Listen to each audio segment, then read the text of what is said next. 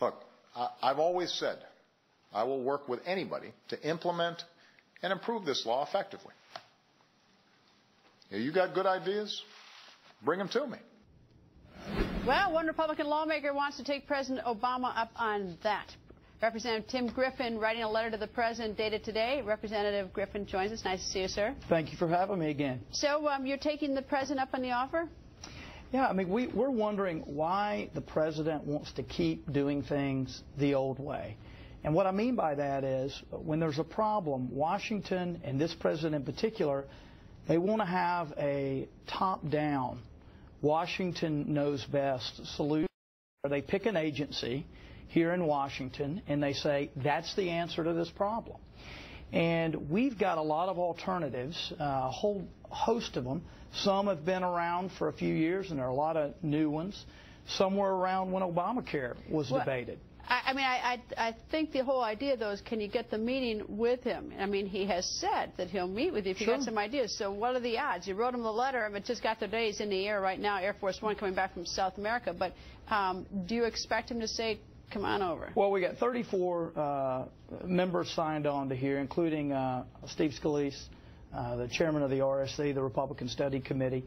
And, you know, what do we got to lose here? I mean, I think that... But how much are you going to push it? I mean, there's a lot of letter writing goes on in the city, and it just like goes into a dark hole. I mean, you wrote the letter today. He's made the offer.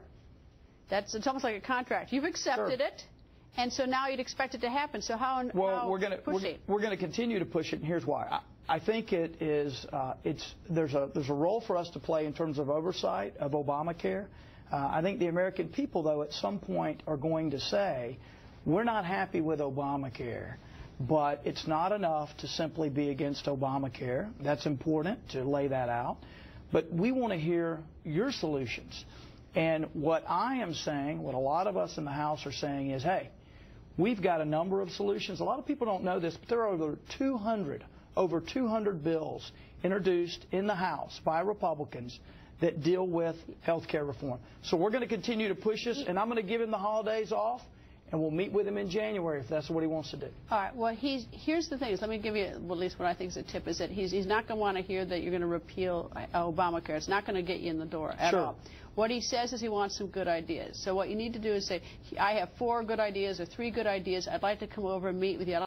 Take you up on your very public offer. You told the American people you're willing to do it. So, you know, put his feet to the fire and say, I'm coming over with my ideas. Not to criticize him, not to say anything, but say, these are my good ideas. I agree, and I'll say this. I think most of us who have been around this town for a little while, we understand that as long as there's a president with the last name Obama in the White House, that he's not going to sign a repeal of Obamacare. We get that. But we still have an obligation to talk about some alternatives. And I will say this. He says that he won't repeal Obamacare. What he means is he won't sign a law repealing it, but the one person in this town that has done more to waive and repeal Obamacare is President Obama. Now, a lot of it I think he's done beyond his legal ability. I think that that's Congress's role. But I look forward to your discussion with him, Congressman. Thank you. Thank you. We'll keep you updated. Thank you. And up next, House Budget Committee Chair Paul Ryan, just moments ago.